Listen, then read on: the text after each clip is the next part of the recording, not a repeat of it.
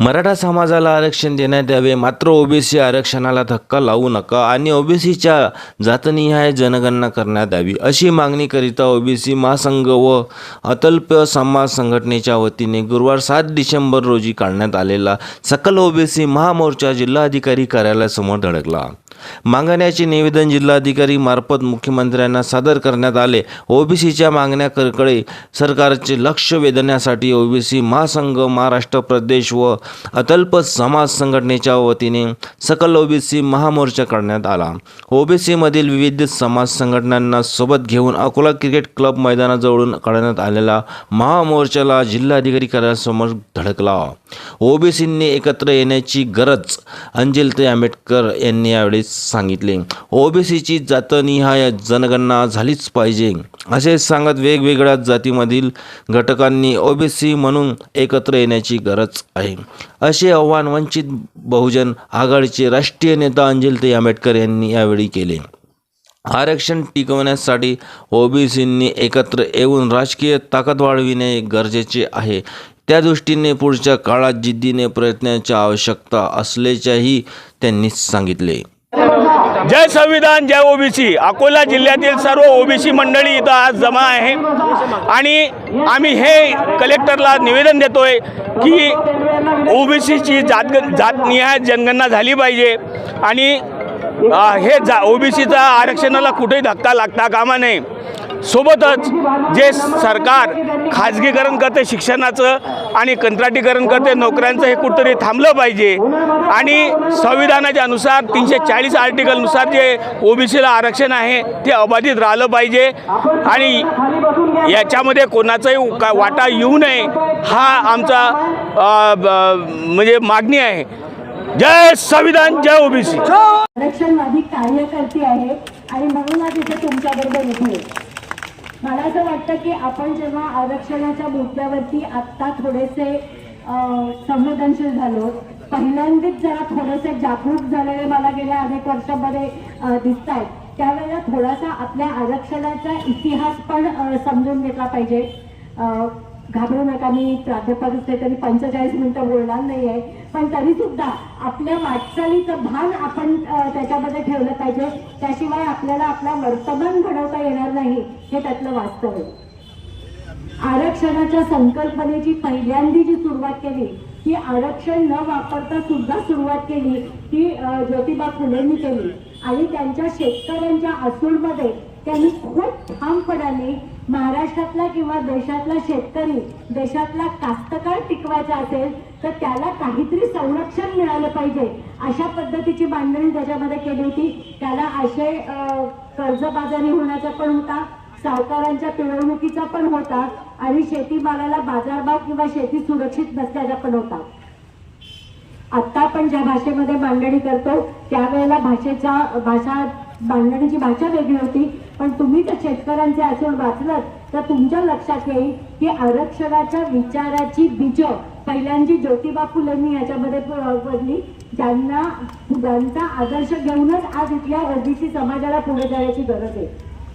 त्याच्यानंतर ज्यांच्या हातात सत्ता होती अशा राजश्री शाहू महाराजांनी, म्हणजे खरंच जाणता सत्ताधारी असेल तर तो आपल्या सत्तेचा वापर कशा पद्धतीने बहुजनांच्या हितासाठी करू शकतो याचा आदर्श शाहू महाराज आहे। त्यांनी पहिल्यांदा आरक्षणाची संकल्पना अंमलात आणली आणि त्याची ओळख करून देताना सुद्धा त्यांनी सशक्त घोडा आणि अशक्त घोडा ही एक मांडणी त्याच्यामध्ये केली होती की जो अशक्त घोडा असेल त्याला वेगळं खाद्य द्यावं लागतं, त्याला सशक्त करावं लागतं आणि सशक्त करण्यासाठी त्याला वेगळ्या प्रकारचा एक सवलती द्याव्या लागतात, वेगळ्या प्रकारची त्याला ताकद द्यावी लागते आणि त्याच्यातनं त्यांनी आरक्षणाच्या मुद्द्याचं समर्थन केलं होतं। शाहू महाराजांच्या बरोबर बोलायचं झालं तर आरक्षणाची संकल्पना जी आली ती सायमन कमिशन मध्ये पण आली, जेव्हा बाबासाहेबांनी सायमन कमिशनला काही समूहांची यादी सादर केली होती, काही समाजांची यादी सादर केली होती आणि त्याच्यामध्ये यांना राज्यामध्ये सहभाग मिळाला पाहिजे, यांना संरक्षण मिळालं पाहिजे आणि यांच्या विकासासाठी स्वतंत्र विकास योजना झाल्या पाहिजे ही मागणी त्यावेळेला त्यांनी मांडली होती। त्याच्यानंतर जातीनिहाय आरक्षण आलं नाही तेव्हा पहिल्यांदा 1935 साली कायदा झाला, भारतीयांनी गव्हर्नन्समध्ये सामील व्हावा त्याचा त्याला इंडिया ऍक्ट या नावाने ओळखलं जातं. तुमच्यापैकी जे राज्यशास्त्राचे अध्यापक आहेत त्यांना हा शब्द माहिती आहे. त्याच्यामध्ये पहिल्यांदाच ब्रिटिशांच्या काळामध्ये गव्हर्नन्समध्ये, प्रशासनामध्ये, सरकार चालवण्यामध्ये स्थानिक भारतीयांचा समावेश असला पाहिजे. याच्यासाठी काही जागा त्यांच्यासाठी निश्चित केलेल्या होत्या. आरक्षण जरी शब्द वापरला गेला नसला तरी एखाद्या पार्लमेंटमध्ये, एखाद्या विधानसभेमध्ये, एखाद्या मंडळामध्ये, सरकारमध्ये जेव्हा काही जागा तुम्ही स्थानिक भारतीयांना ठेवल्या पाहिजेत आपण असं म्हणतो, तेव्हा तो आरक्षणाचाच मुद्दा तिथे घेतलेला असतो.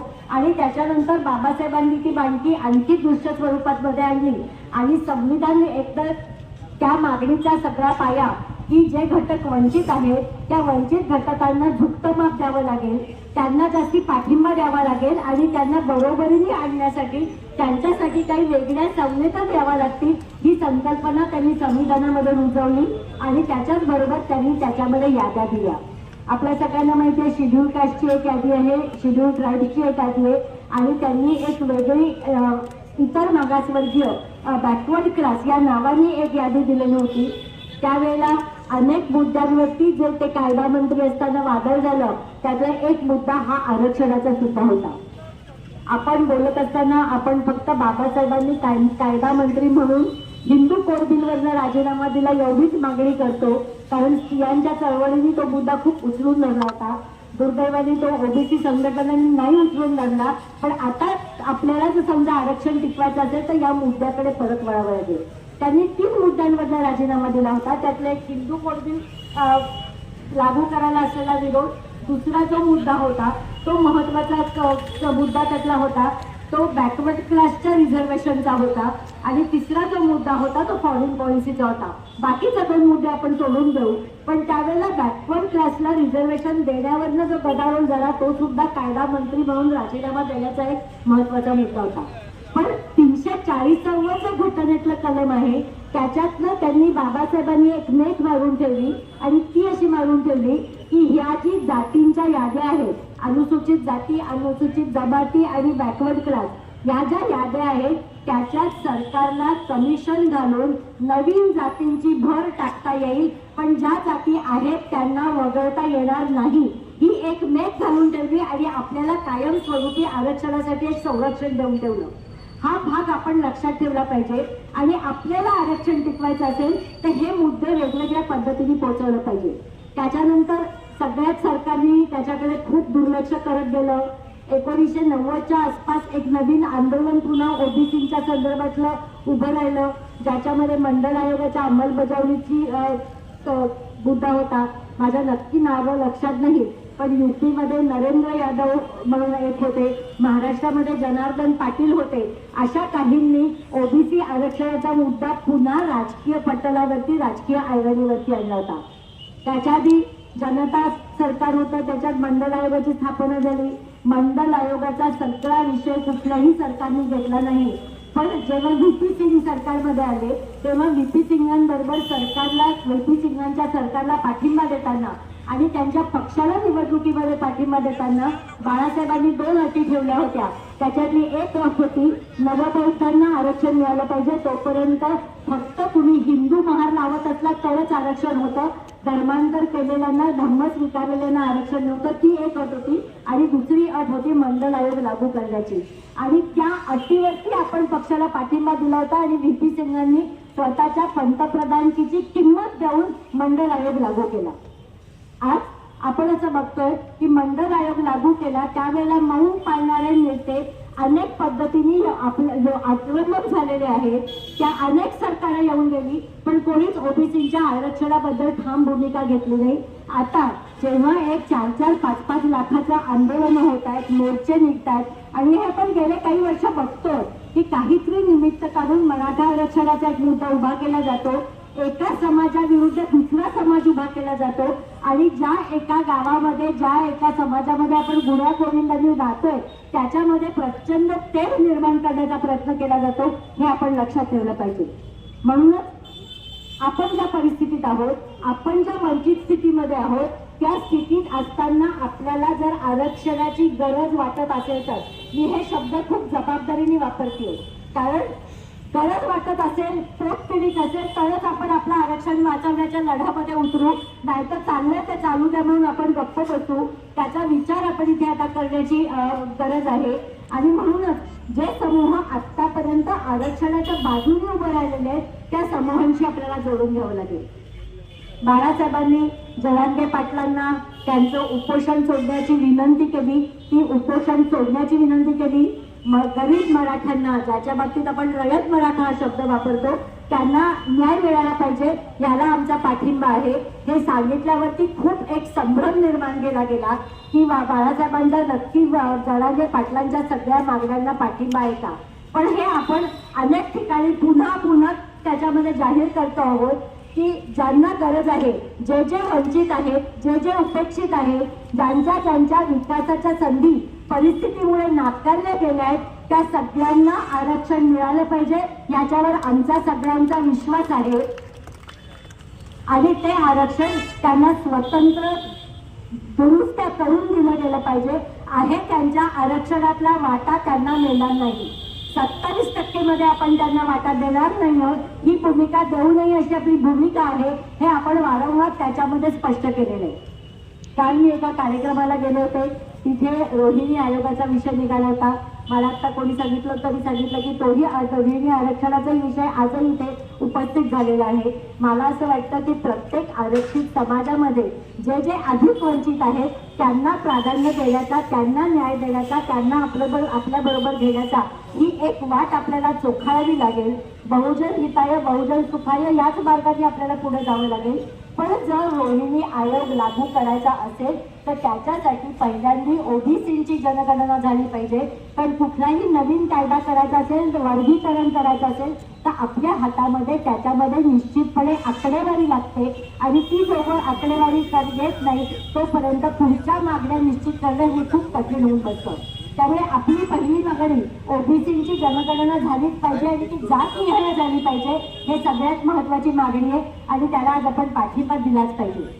मला दुसरं तुम्हाला सगळ्यांना एक विनंती करायची आणि हे मी खरं म्हणजे अनेक भाषणातनं म्हणते की आपण ओबीसी मध्ये किती जाती आहेत?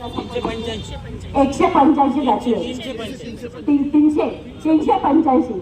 आता या 385 जाती जर फक्त स्वतःच्या जातीची ओळख घेऊन उतरल्या, म्हणजे मी माळी आहे, मी माळांचं आंदोलन करणार, मी धोबी आहे, मी धोब्यांचं आंदोलन करणार, मी तेली आहे, तेल्यांचं आंदोलन करणार, आंदोलनाला आपली एकट्या जातीची संख्या किती आहे? तुमच्या जनगणना झाल्यात म्हणून सांगा, खूप कमी आहे. मग आपण आपली राजकीय ताकद कधी निर्माण होऊ शकते? जेव्हा आपण आपल्या जातीच्या ओळखी सकट मी ओबीसी आहे ही ओळख घेऊन, ओबीसी म्हणून आपला आत्मविश्वास जागृत करून, ओबीसी म्हणून स्वतःची एक ओळख घेऊन जेव्हा आपण ताकदीने आंदोलनामध्ये उतरतो तेव्हाच खऱ्या अर्थाने आपली राजकीय ताकद त्याच्यामध्ये दिसू शकते.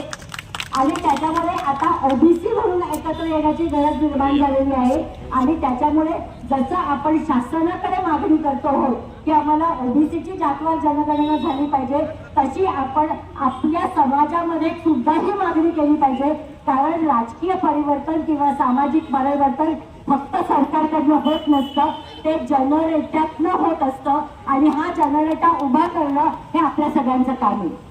त्यामुळे आज आपण हाही निश्चय करण्याची गरज आहे की ह्याच्या पुढे मी माझी ओळख एक ओबीसी म्हणून सांगेल आणि एक ओबीसी म्हणूनच मी आंदोलनामध्ये उतरणार आहे.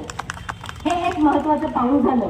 आणि ह्याच्या पुढचं महत्वाचं पाऊल आहे की शेवटी हा प्रश्न प्रत्येक व्यक्तीने आणि प्रत्येक समाजाने स्वतःला विचारायचा आहे की खरोखर आरक्षणाला तत्वशः मानणारे इथे कुठले समूह आहेत. आणि जे समूह आज आरक्षणावरती विश्वास ठेवतात, जे समूह आज म्हणतात की नाही या समाजामध्ये विषमता आहे, या समाजामध्ये जातीची उतरंड आहे, या समाजामध्ये प्रत्येकाला सारखा न्याय आणि प्रत्येक सारखी संधी मिळत नाही, त्यांच्यासाठी आरक्षण गरजेचं आहे आणि ते आरक्षण स्वतःचा हक्क म्हणून मानतात, अशा सगळ्या समूहांना मी आज आरक्षणवादी समूह म्हणते. आणि ह्या समूहाच्या बरोबर आपण राहिलो, त्यांच्याबरोबर आपण स्वतःला जोडून घेतलं तर आपली संघटित रित्या निर्माण होणारी ताकद इथल्या शासनाला आपल्यासाठी हवे ते घटना दुरुस्ती करायला भाग पाडू शकते, हे कृपा करून लक्षात घ्या आणि त्या मार्गाने वाटचाल करावी अशी माझी तुम्हाला सगळ्यांना विनंती आहे. आपल्याला माहिती आहे की जेव्हा आपल्यावरती काही बंधनं येतात, आपली संधी हिरावून घेतली जाते. म्हणजे आता जेव्हा मोठ्या मोठ्या प्रमाणावरती मराठा आरक्षणाच्या सभा होत आहेत, तेव्हा कुठेतरी ओबीसी समाज हालायला लागलाय. आतापर्यंत मला असं वाटतं की, आणि तरीही मी म्हणेन की मराठा आरक्षणाला होणारी गर्दी आणि आत्ता इथे असलेली गर्दी ही जर आपण पाहिली तर मला असं वाटतं की अजून आपलं आरक्षण टिकवण्यासाठी आपल्याला प्रचंड ताकद लागण्याची गरज आहे आणि ती जिद्द आपल्याला येणाऱ्या पुढच्या काही महिन्यांमध्ये घ्यावी लागेल, तरच आपण इथे कुठेतरी दखलपात्र होणार. आपण आपल्यावरती अडचणीची वेळ आली की आपण ओबीसी म्हणून आयडेंटिटी घेऊन एकत्र येतो, उभे राहतो, पण त्याच्याच बरोबर कधीतरी धर्माचा सुद्धा एक बाबुलबुवा उभा केला जातो आणि आपल्याला अशी भीती दाखवली जाते, अरे हिंदू धर्म खतरे. अरे 85% जनता ज्या देशामध्ये स्वतःची ओळख हिंदू घेऊन उभी आहे, ते कसे धोक्यात येऊ शकतात हा प्रश्न जरा स्वतःला विचारा ना. आपण इतके बुळे असता की इतके सहजपणे त्याच्यामध्ये आपल्याला दुखावलं जाईल, तेव्हा या बाबुलबुवाला घाबरू नका.